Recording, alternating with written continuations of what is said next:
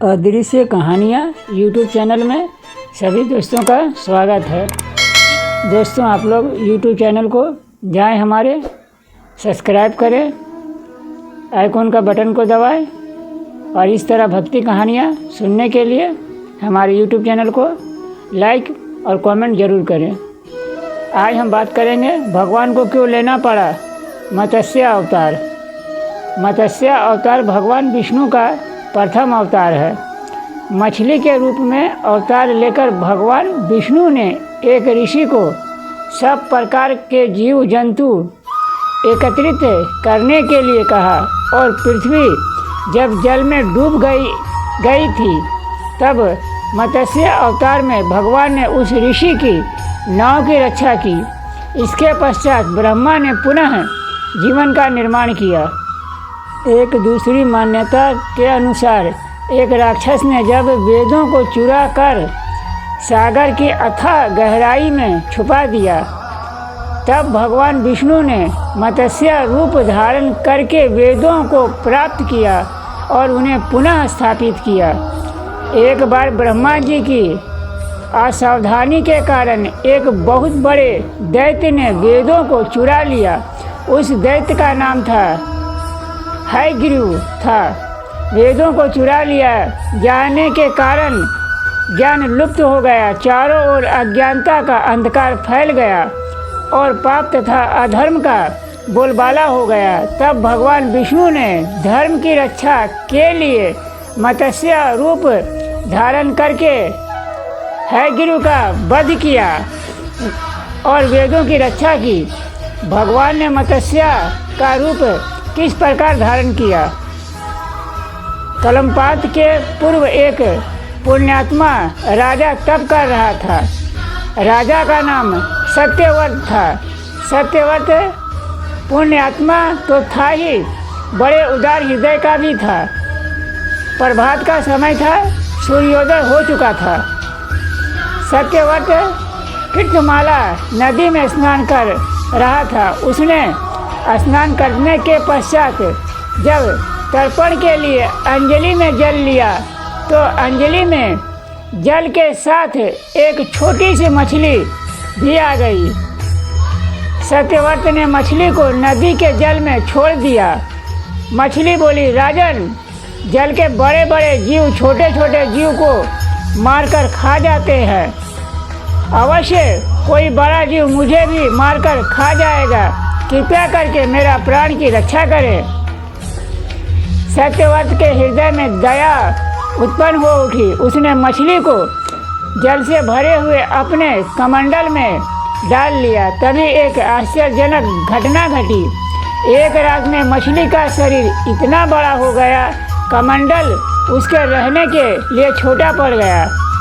दूसरे दिन मछली सत्यव्रत को बोली, राजन, मेरे रहने के लिए कोई दूसरा स्थान ढूंढिए, क्योंकि मेरा शरीर बढ़ गया है। मुझे घूमने फिरने में बड़ा कष्ट होता है। सत्यव्रत ने मछली को कमंडल से निकालकर पानी से भरे हुए मटके में रख दिया। यहाँ भी मछली का शरीर रात भर में ही मटके में इतना बड़ा हो गया कि मटका भी उसके रहने के लिए छोटा पड़ गया। दूसरे दिन मछली पुनः सत्यव्रत से बोला, राजन, मेरे रहने के लिए कहीं और प्रबंध किया जाए, क्योंकि मटका भी मेरे लिए रहने के लिए छोटा पड़ रहा है। तब सत्यव्रत ने मछली को निकालकर एक सरोवर में डाल दिया, किंतु सरोवर भी मछली के लिए छोटा पड़ गया। इसके बाद सत्यव्रत ने मछली को नदी में और फिर उसके बाद समुद्र में डाल दिया। आश्चर्य, समुद्र में भी मछली का शरीर इतना अधिक बढ़ गया कि मछली के रहने के लिए वह छोटा पड़ गया। अतः मछली पुनः सत्यव्रत से बोला, राजन, यह समुद्र भी मेरे रहने के लिए उपयुक्त नहीं है। मेरे रहने के लिए व्यवस्था कहीं और कीजिए। अब सत्यव्रत विस्मित हो उठा। उसने आज तक ऐसी मछली कभी नहीं देखी थी। वह विस्मय भरे स्वर में बोला, मेरी बुद्धि को विस्मय के सागर में डुबो देने वाले आप कौन हो? मत्स्य रूप धारण श्री हरि ने उत्तर दिया, राजन, हयग्रीव नामक दैत्य ने वेदों को चुरा लिया है। जगत में चारों ओर अज्ञानता और अधर्म का अंधकार फैला हुआ है। मैंने हयग्रीव को मारने के लिए ही मत्स्यों का रूप धारण किया है।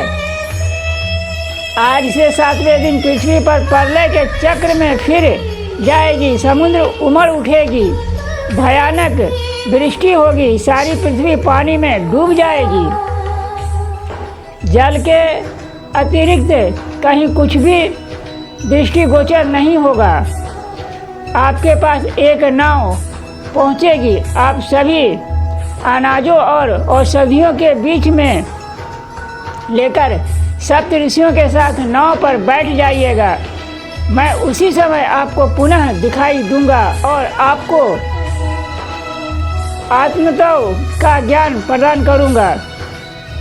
सत्यव्रत उसी दिन से हरि का स्मरण करते हुए प्रलय की प्रतीक्षा करने लगे। 7वें दिन प्रलय का दृश्य उपस्थिति हो उठा। समुद्र भी उमड़कर अपने सीमाओं से बाहर बहने लगा। भयानक वृष्टि होने लगी। थोड़ी ही देर में सारी पृथ्वी पर जल ही जल हो गया। संपूर्ण पृथ्वी जल में समा गई। उसी समय एक नाव दिखाई पड़ी। सत्यव्रत सप्त ऋषियों के साथ उस नाव पर बैठ गया। उन्होंने नाव के ऊपर संपूर्ण अनाज और औषधि के बीज भी भर दिए। नाव प्रलय के सागर में तैरने लगी। प्रलय के उस सागर में उस नाव के अतिरिक्त कहीं भी कुछ भी नहीं दिखाई दे रहा था।